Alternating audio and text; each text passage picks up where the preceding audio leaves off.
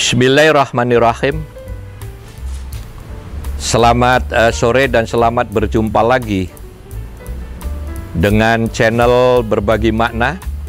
Alhamdulillah, saat ini kita masih diberi kesehatan dan waktu yang cukup oleh Allah Subhanahu wa Ta'ala, sehingga dalam kesempatan ini kita bisa berbincang-bincang mengenai berbagai hal, khususnya hal-hal yang penting yang berkaitan dengan penyelenggaraan kenegaraan kita, yaitu penyelenggaraan atau pengelolaan negara Republik Indonesia yang kita cintai ini. Apa yang saya maksud dalam kaitannya pengelolaan negara kita, yaitu mengenai masalah korupsi dan penanganannya.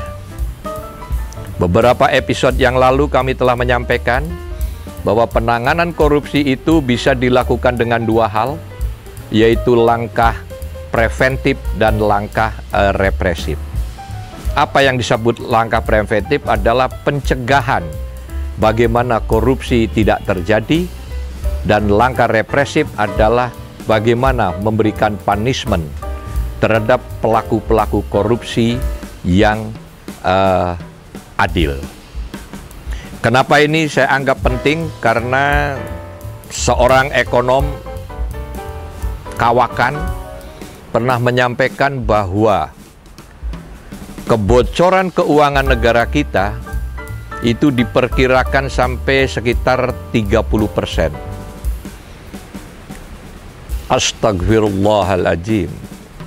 Kalau statement ini benar, betapa ketika APBN kita itu 3.000 triliun, kurang lebih 1.000 triliun menguap, maka itu tidak lagi dikatakan kebocoran keuangan negara, karena kalau kebocoran itu sifatnya tetes demi tetes. Yang satuannya paling kalau bocor itu 1, 2, 3, sampai 5%. Tetapi kalau sampai 30% itu namanya bukan bocor, tetapi jebol. Dan ibarat air itu jebol, ngerojog, nggak kira-kira. Nah, oleh karena itu, karena korupsi di negeri kita ini sudah sedemikian parahnya, mesti ada suatu langkah-langkah yang extraordinary yang juga dilakukan oleh beberapa negara, yaitu dalam bentuk punishment yang bentuknya adalah sebuah penjara bagi pelaku korupsi, yaitu bagi koruptor. Beberapa jenis penjara yang sangat populer, yaitu yang ada di United States Amerika, yaitu Alcatraz. Itu adalah sebuah pulau tersendiri, dan di situ didirikan suatu penjara yang mana para narapidana yang telah dipenjarakan di Pulau Alcatraz ini akhirnya jera dan tidak bisa lari, karena di sekeliling pulau itu airnya juga sangat dingin sehingga para narapidana tidak bisa melarikan diri. Nah, sehubungan dengan itu semua, maka dalam kali ini khususnya kepada pemerintahan yang sekarang dan lebih terkhusus lagi kepada para presiden dan kabinet yang akan datang, untuk mendirikan penjara khusus di sebuah pulau yang namanya kita beri nama Pulau Setan, atau di dalam in English adalah The Satan Island. Yaitu untuk apa? Untuk memberikan punishment atau hukuman kepada para koruptor di pulau tersendiri yang terisolir, tidak diberikan akses untuk komunikasi, dan lain-lain.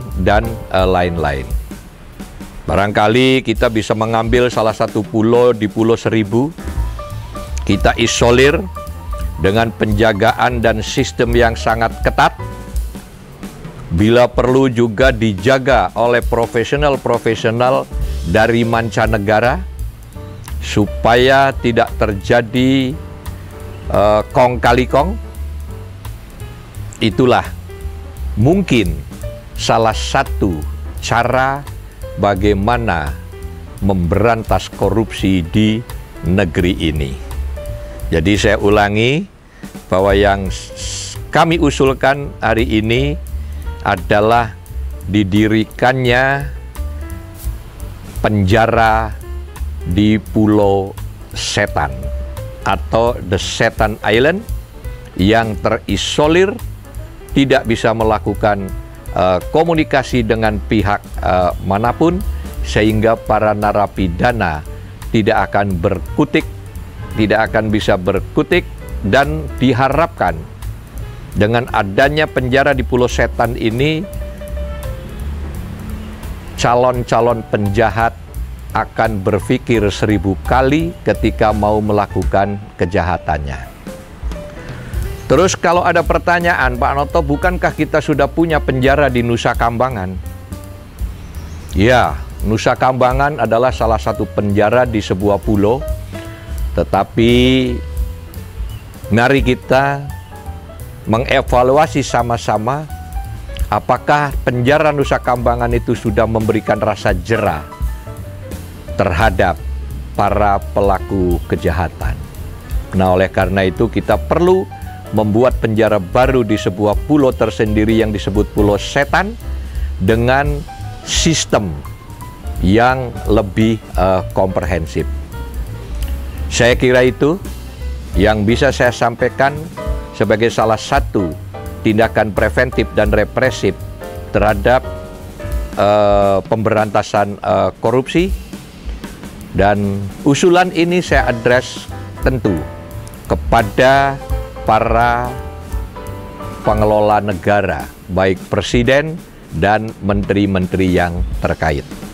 Sekian, semoga usulan kami didengarkan dan semoga usulan kami membawa manfaat. Terima kasih.